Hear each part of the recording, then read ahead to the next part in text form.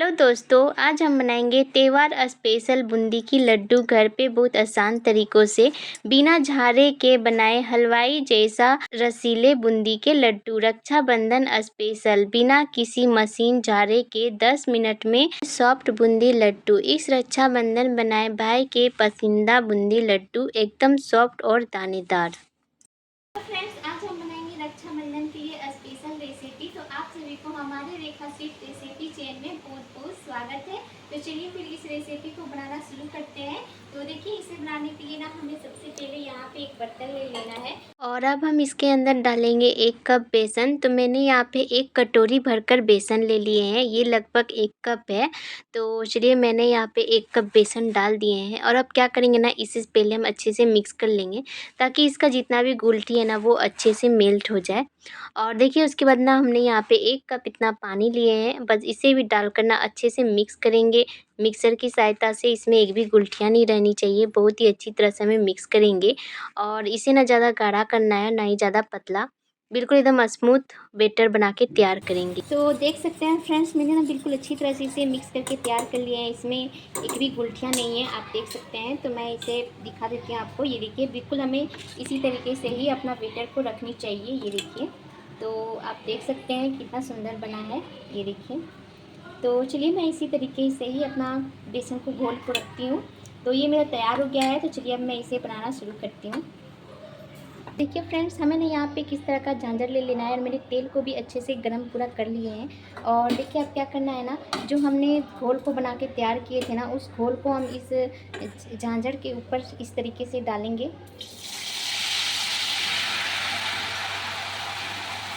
देखिए, इस तरीके से, और खुद ही बूंदी बूंदी जैसा हो जाता है, आप देख सकते हैं। इस तरीके से हमें डाल देनी चाहिए। और तेल को ना बिल्कुल एकदम परफेक्ट गर्म रहने चाहिए, तभी आपका ये बूंदी अच्छे से पकेंगे। इसी तरीके से हम चलिए सारा डाल लेते हैं और उसके बाद इसे हम पकने देते हैं। अभी हम इसे थोड़ा नहीं चलाएंगे, अभी थोड़ा देर इसे पकने देते हैं, उसके बाद हम थोड़ा देर के बाद चलाएंगे।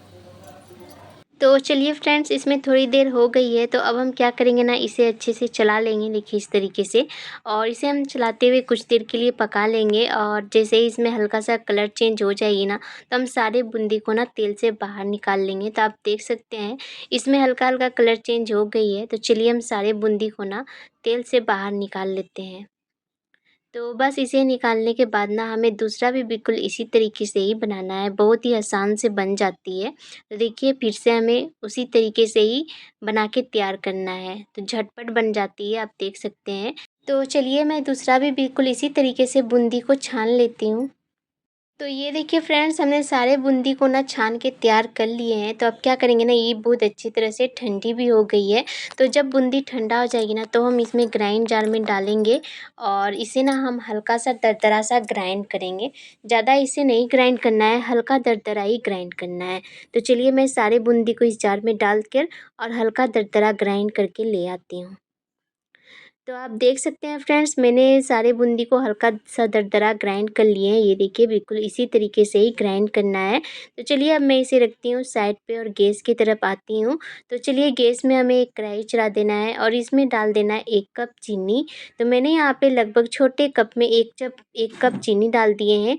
तो आप जितना बना रहे हैं ना, आप उतना हिसाब से आप इसमें डाल सकते हैं, मीठा कम ज़्यादा कर सकते हैं।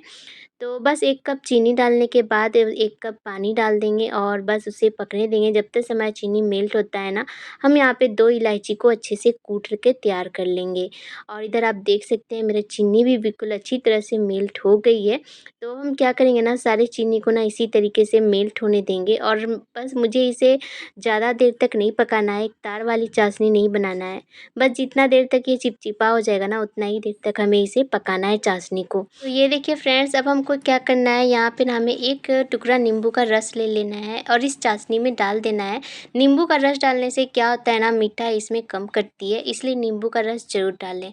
उसके बाद हम क्या करेंगे, मेरा चाशनी भी बिल्कुल अच्छे से बन के तैयार हो गई है। आप देख सकते हैं इसमें बिल्कुल भी तार नहीं बन रही है, बिल्कुल मेरा ये चिपचिपा टाइप का हो गया है। तो बस इस चाशनी को हमें इतना ही देर तक पकाना है। उसके बाद ना हम यहाँ पे थोड़ी-सी डालेंगे ऑरेंज फूड कलर और इसे डालने के बाद ना अच्छे से मिक्स कर लेंगे। उसके बाद थोड़ी-सी इलायची का पाउडर को डाल देंगे जो हमने कूटे थे।